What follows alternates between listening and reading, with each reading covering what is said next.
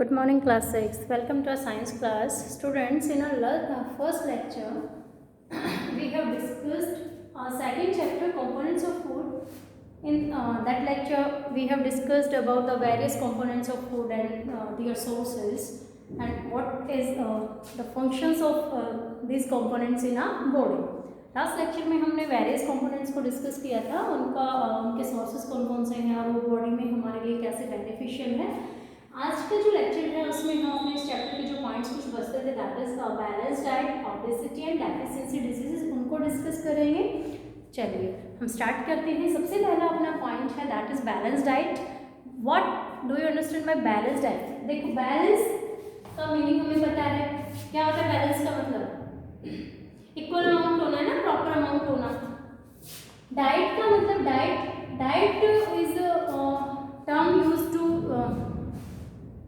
Used for the food that we eat in a day, है ना। Diet हम किसको बोलते हैं कि जो भी खाना हमने अपने एक दिन में खाया, the food that we eat in a day, that is known as diet, है ना। अब देखो बैलेंस डाइट क्या होगी? जो खाना हम खा रहे हैं एक दिन में वो हमारी डाइट है। क्लियर? अब उस डाइट को हमें कैसा बनाना है? बैलेंस करना है। उस डाइट को हमें क्या करना है? बैलेंस से मतलब कि हमें एक दिन में ऐसा खाना खाना चाहिए जिसके अंदर सारे कंपोनेंट्स ऑफ फूड प्रेजेंट हो, है ना। सिर्फ ऐसा नहीं खाएंगे कि सिर्फ हम जस्ट विटामिन और मिनरल्स के जो सोर्सेज है उनको ईट किए जा रहे हैं, है ना। जस्ट या फिर प्रोटीन के जो सोर्सेज है हम उनको ईट किए जा रहे हैं, या फिर हम जस्ट एनर्जी गिविंग फूड ले रहे हैं, बाकी रेस्ट जो अपने थे बॉडी बिल्डिंग और प्रोटेक्टिव फूड थे उनको हम अपनी डाइट में इंक्लूड नहीं कर रहे हैं, है ना। बैलेंस डाइट से मतलब है, क्या मीनिंग होगा बैलेंस डाइट का? कि वो डाइट, वो फूड जिसके अंदर सभी कंपोनेंट्स ऑफ फूड क्या हो, प्रेजेंट हो, उनको हम बोलेंगे, उस डाइट को बोलेंगे बैलेंस डाइट। क्या बोलेंगे? Balance diet. क्लियर? आ गया समझ? अब देखिए बैलेंस डाइट जो है वो सभी पर्सन टू पर्सन वरी कर सकती है, यानी कि सभी के लिए हम डिसाइड तो नहीं कर सकते ना कि एक ग्रोइंग चाइल्ड है, एक टीनेजर है ना, एक अडल्ट पर्सन है, तो एज के अकॉर्डिंगली जो डाइट होती है, जो बैलेंस डाइट है, उसके अंदर जो कंपोनेंट्स ऑफ फूड्स होते हैं उनका कंपोजिशन क्या हो जाता है? चेंज हो जाता है ना। जैसे कोई ग्रोइंग चाइल्ड है, टीनेजर्स हैं, उनकी बॉडी ग्रोथ कर रही है, इट मीन्स उनको ज़्यादा से ज़्यादा किसकी ज़रूरत है? बॉडी बिल्डिंग फूड की। तो हमें उनको वैसे डाइट सप्लाई करने चाहिए, उनके जो डाइट के सप्लीमेंट होने चाहिए वो प्रोटीन वाले होने चाहिए, है ना। प्रोटीन की उनके बॉडी के अंदर लैक नहीं होना चाहिए, वो कंटिन्यू उनको प्रोवाइड होना चाहिए। ऐसा नहीं कि सिर्फ हम ग्रोइंग चाइल्ड्स को प्रोटीन का अमाउंट जो वो लार्ज करें, नहीं, प्रोटीन वहाँ पर मैंडेटरी है, क्योंकि उनकी बॉडी क्या कर रही है? नया बन रही है, वहाँ पर number of cells rapidly increase हो रहा है ना। सो जो बैलेंस डाइट है, डाइट के अंदर जो कंपोजिशन ऑफ कंपोनेंट्स होता है वो डिफरेंट होता है। एज ग्रुप के अकॉर्डिंग भी अलग हो सकता है, ऑक्यूपेशंस के अकॉर्डिंग भी अलग हो सकता है ना। भाई जो एक लेबर पर्सन है, ठीक है, उसको पूरे दिन हार्ड वर्क करना है तो उसको बहुत ज़्यादा एनर्जी की नीड होती है, तो उसकी बॉडी को ज़्यादा से ज़्यादा एनर्जी गिविंग जो डाइट है वो चाहिए, ठीक है। मेल और फीमेल का डाइट का अलग होती है, जो कंपोजिशन होता है न्यूट्रिएंट्स का वो डिफरेंट होता है। एक जो प्रेग्नेंट वीमेन होती है ना, प्रेग्नेंट वीमेन होती है, उसकी बॉडी को अलग टाइप की जो कंपोनेंट्स होते हैं, अलग डाइट की नीड होती है ना। रेगुलर डाइट से थोड़ा सा डिफरेंट, उसकी बॉडी को अलग तरह के कंपोनेंट्स की।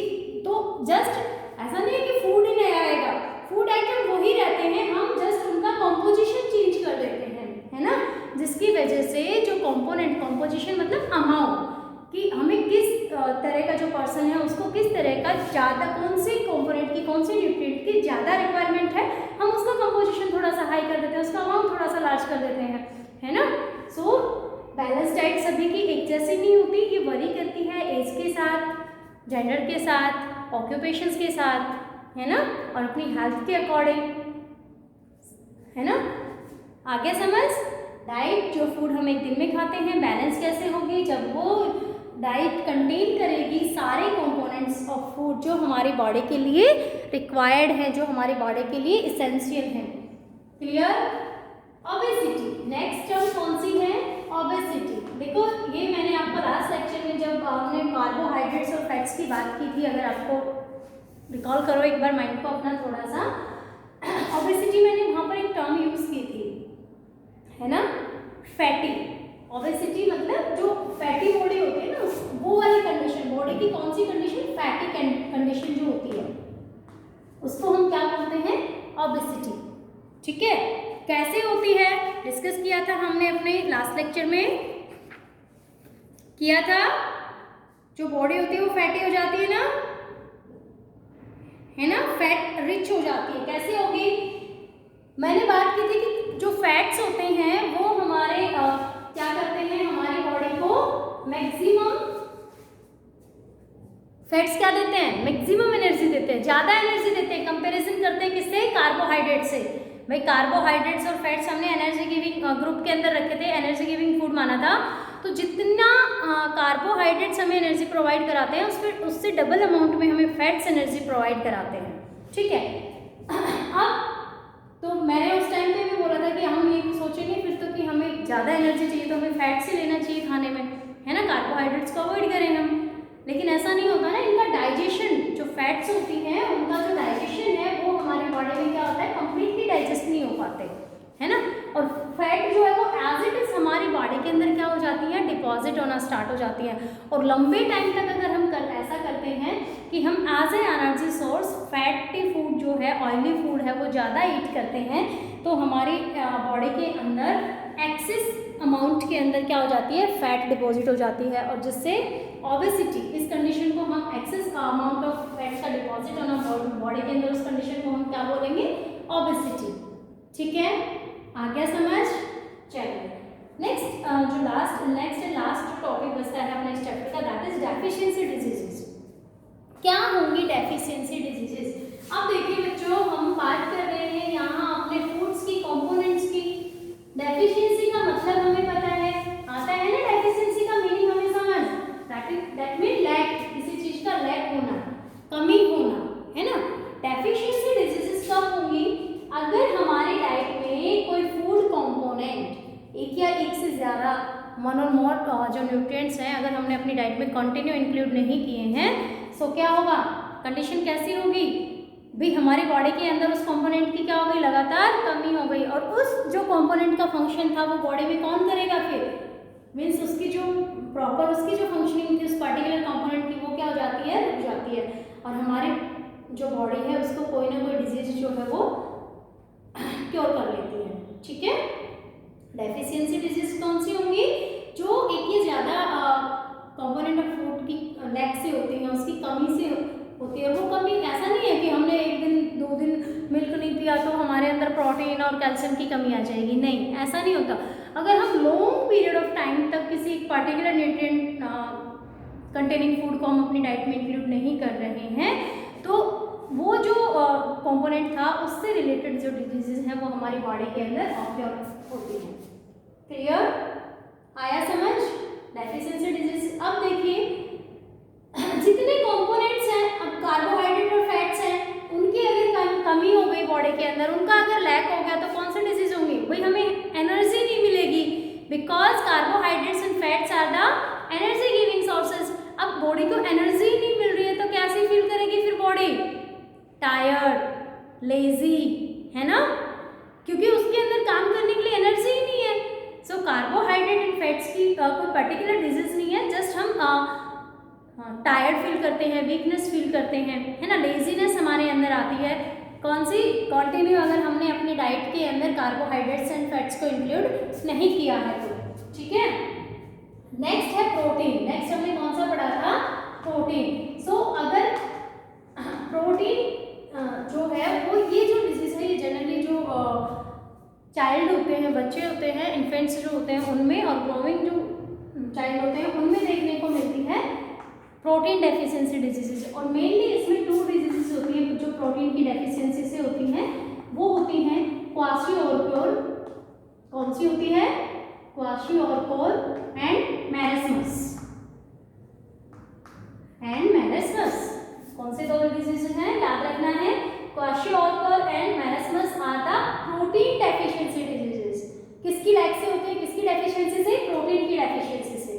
ठीक है, इसके अलावा कुछ जो वाइटामिन्स होते हैं उनकी डेफिशिएंसी भी जैसे हमने डिस्कस किया था ना कि डिफरेंट वाइटामिन्स कौन से A B C D, तो वाइटामिन की डेफिशिएंसी से होने वाली जो डिजीजेस होती हैं वाइटामिन जैसे A B C and D, इनके डेफिशिएंसी से A की डेफिशिएंसी से जो डिजीज होती है उसका नाम है नाइट ब्लाइंडनेस। क्या होता है? Night blindness. देखो इसके अंदर जो हमारा वीक विजन हो जाता है, विजन पावर जो होती है वो अपनी वो वीक हो जाती है ना, दिखाई देना आईज पर। हमने उस टाइम पे बात की थी ना, विटामिन ए हमारी आईसाइट के लिए रिस्पॉन्सिबल है। तो अगर हमने कंटिन्यू अपनी डाइट के अंदर विटामिन ए के सोर्सेज को इंक्लूड नहीं किया है तो जो डिजीज होगी वो कौन सी होगी? नाइट ब्लाइंडनेस, और उसमें हमारी आईसाइट जो है वो वीक होगी। बी आता है बेरी। बी से कौन सी? बी की डेफिशिएंसी से कौन सी डिजीज होगी? बेरी। बी की विटामिन बी की डेफिशिएंसी से होने वाले डिजीज का नाम क्या है भाई? बेरी। इसके अंदर जो हमारी मसल्स हैं वो क्या होगी? वीक हो जाती है ना, और स्किन जो होती है वो हमारी रफ हो जाती है और स्कैटर्ड हो जाती है ना, जो स्मूथनेस और साइन हमारी स्किन पर होती है वो नहीं रहती है। ठीक है। विटामिन सी की डेफिशिएंसी से जो डिजीज होती है उसका नाम है स्कर्वी। कौन सी है? स्कर्वी। और उसका मेन सिम्टम है ब्लीडिंग जम्स। जब हमारे जम से ब्लीडिंग होती है ना, तो कौन से डिजीज की होने के चांसेस हैं? स्कर्वी। डी जो होती है उसकी डेफिशिएंसी से होने वाली जो डिजीज है उसका नाम है रिकेट्स। क्या नाम है? रिकेट्स। रिकेट्स किसके लिए रिस्पॉन्सिबल है भाई? मसल्स के लिए, सॉरी बॉन्स के लिए। डी किसके लिए था? विटामिन डी बॉन्स के लिए। तो इसमें क्या होता है कि हमारी जो बॉन्स होती हैं वो सॉफ्ट होंगी, वीक होंगी, बैंडेड होंगी, है ना। हार्डनेस होती है जो बॉन्स के अंदर वो नहीं होती, बहुत सॉफ्ट होंगी और वीक होंगी तो क्या होगी? कभी भी ब्रेक डाउन हो सकती है ना। ठीक है।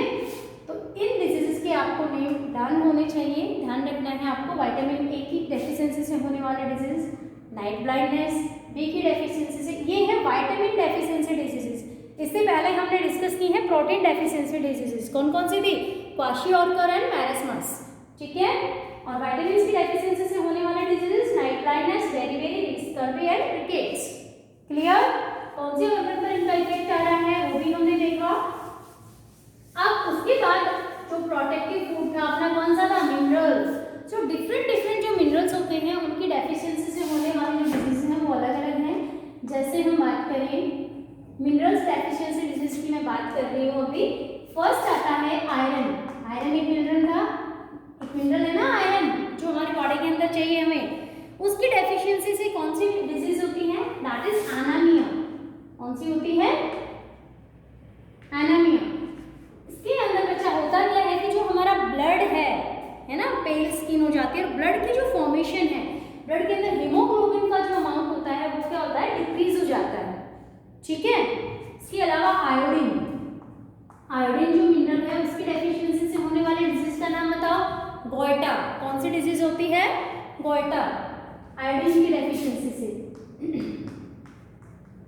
ठीक है। क्लियर रहेगा? आयरन से होने, अब देखो याद भी रखना है, अगर आपसे कोई पूछे कि किन्हीं भी दो प्रोटीन डेफिशिएंसी डिजीजेस के नाम बताओ तो आप कौन से बताओगे? क्वाशियोर्कर एंड मैरस्मस। किन्हीं भी दो मिनरल डेफिशिएंसी डिजीजेस के नाम कौन कौन से हैं? एनीमिया, और पर्टिकुलर कौन से मिनरल की डेफिशिएंसी से होगी? आयरन। गोइटा आयोडीन की डेफिशिएंसी से। ऐसे ही विटामिन ए से नाइट ब्लाइंडनेस, बी से बेरी, सी से स्कर्वी एंड डी से रिकेट्स। ठीक है।